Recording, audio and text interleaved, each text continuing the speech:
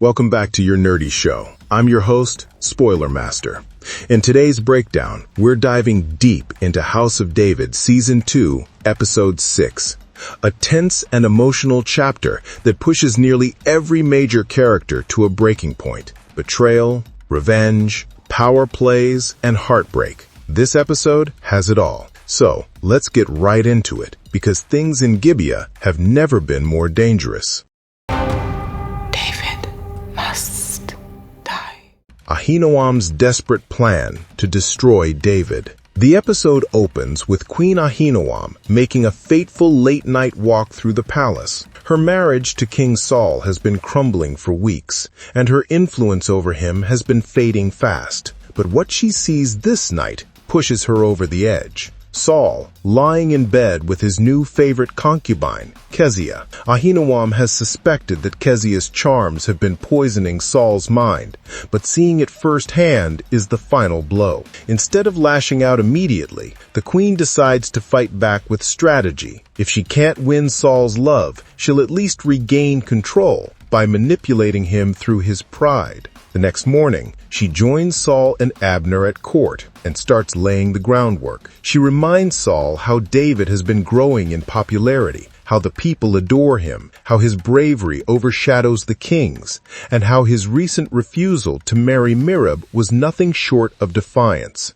The mention of David's rebellion triggers Saul's paranoia. The king has already been uneasy about David's rise and knows that the young warrior could become a threat to his throne. That's when Ainowam plants her deadly idea. Send David on one last mission, one so dangerous that he'll never return alive. Saul agrees. He'll send David to his death, but make it look like a heroic mission. That way, no one would suspect foul play. David would die a martyr, and Saul's reputation would remain intact. When David is summoned to court, Saul puts on a convincing act. He praises David's bravery, pretending to finally bless his love for Mychal. But there's a catch. Before marrying her, David must prove his devotion to Israel one last time. Saul orders him to travel to Beit Haesh, a Philistine stronghold where new iron weapons are being forged. David must destroy the forge and then kill 100 Philistines, bringing back proof of his victory. Without hesitation, David accepts. His loyalty to Saul and his love for Mychal make him fearless, even when the task sounds impossible. He gathers a small team of about 20 soldiers and sets out for the mission, not realizing he's walking straight into a trap laid by his own king. Once David leaves, Saul meets secretly with Doeg, the Edomite spy, and orders him to send a message to the Philistine kings, revealing David's plan and his location. It's a death sentence disguised as an order of honor.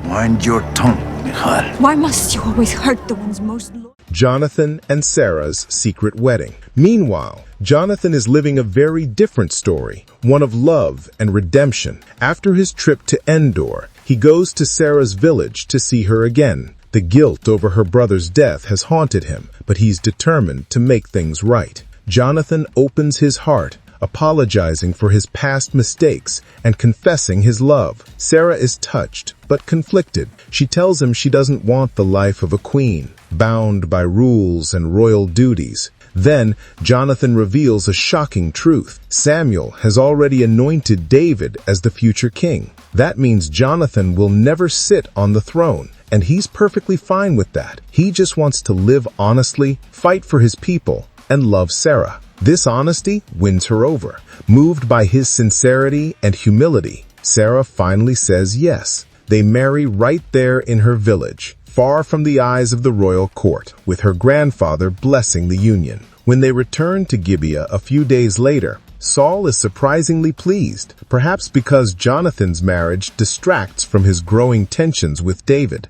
But Queen Ahinoam and Merab are far less happy. For them, it's just another reminder of everything slipping out of their control. He betrayed you.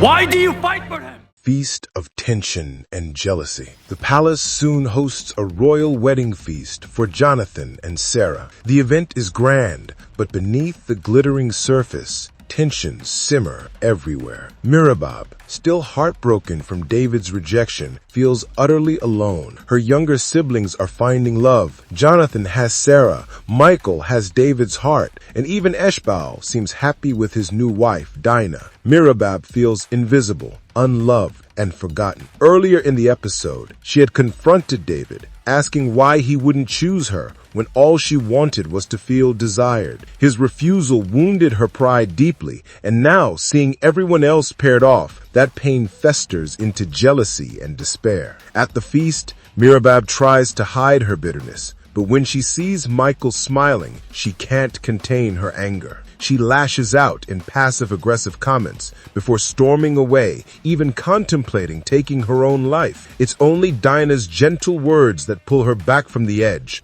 offering a rare glimpse of friendship between the two women. But Merab isn't the only one suffering tonight. Queen Ahinoam faces her own public humiliation. Kezia, the concubine who's stolen Saul's affection, shows up at the feast not as a servant, but as an honored guest. She's even wearing Ahinoam's necklace. The queen is outraged and demands Saul remove her, but the king shocks everyone. Instead of punishing Kezia, he praises her, declaring that she played a key role in bringing Jonathan and Sarah together. Saul invites Kezia to sit beside him at the royal table, right in front of Ainowam. The message is clear. Her reign as queen is over, both politically and emotionally. Just as David left the palace. To whom and what about? Joab uncovers the betrayal. While the feast unfolds, Joab begins to suspect that something sinister is happening. Before David left for his mission, he saw Doeg releasing a pigeon, clearly sending a secret message. Combined with the risky nature of David's mission, Joab's instincts tell him something's wrong. After the feast, Joab decides to investigate. He confronts Doeg directly in his shack, threatening him for answers. Doeg, ever manipulative, tries to deflect, hinting that David's death might actually benefit Joab, since Mychal could then be his. But Joab refuses to be swayed by jealousy or deceit. He beats Doeg and forces out the truth. Saul has betrayed David by warning the Philistines about his attack. Without wasting time, Joab rushes to tell Jonathan, who immediately assembles an army to rescue his friend. The brotherhood between Jonathan and David, one built on trust and loyalty, drives him into action. He won't let his father's paranoia destroy the man chosen by God. The battle at Beit Haesh. Meanwhile, David and his 20 soldiers reach the iron forge at Beit Haesh. They plan a surprise attack, but as soon as they strike, the truth becomes horrifyingly clear. The Philistines are already prepared. It's an ambush. The Philistine kings, Achish and Daganor, are waiting for them. A fierce battle erupts, and despite the overwhelming odds, David refuses to surrender. When Daganor personally steps into the fight, David faces him head-on, killing the king in brutal combat. But Achish traps them inside the burning forge, sealing the gates to incinerate them alive. Thinking quickly, David gathers all the explosives near the gate and detonates them, blasting open an escape route. As they flee, they're surrounded again by Philistine soldiers. It's a desperate, chaotic fight until Jonathan and his army finally arrive, charging into the battlefield just in time. Together,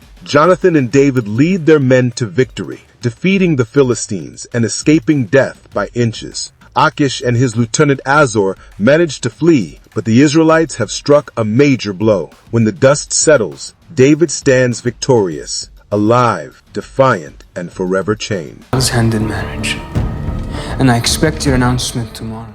David's triumphant return. Back in Gibeah, David's return shocks everyone. He walks into Saul's court, covered in blood and battle scars, carrying a bag full of proof of his victory, far more than what the king demanded. The entire court is stunned. David has not only survived the impossible, he's triumphed. Whispers ripple through the crowd. Maybe the king tried to have him killed. Saul hides his fury behind a strained smile, but his eyes are burning. His plan has failed, and David's legend has only grown. David steps forward, his expression calm but fierce. He tells Saul that he has fulfilled every demand, every mission, every challenge thrown his way. Then, without hesitation, he makes his demand clear. It's time to marry Mychal, as promised. After everything he's endured, David finally claims what was rightfully his. He leaves the court with pride, heading straight to Mychal, who's overjoyed to see him alive. Their reunion is tender, filled with relief and love. For the first time in a long while, David feels peace,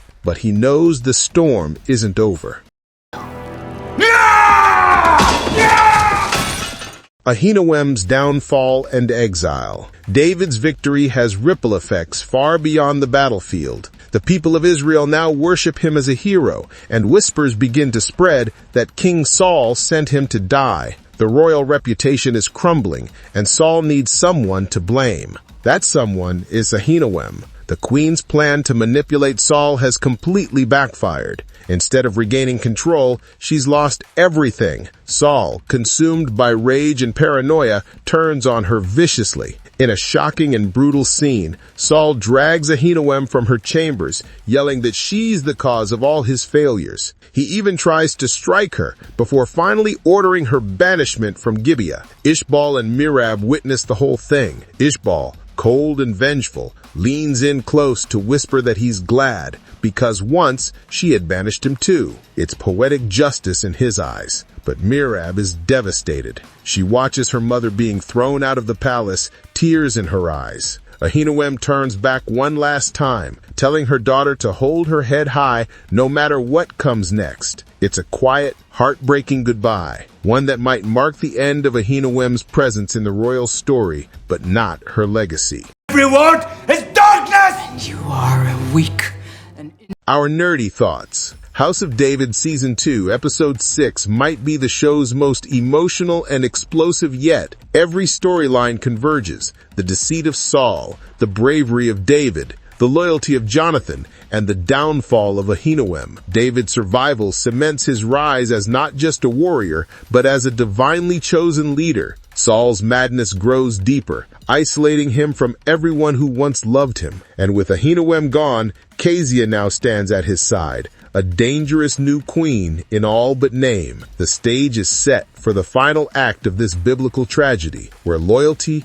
power, and prophecy will clash in ways that could destroy the entire kingdom. That was House of David Season 2, Episode 6, packed with betrayal, redemption, and divine irony. The fallout from this episode is sure to reshape everything heading into the final chapters of the season. No, what the heck, I'll laugh anyway.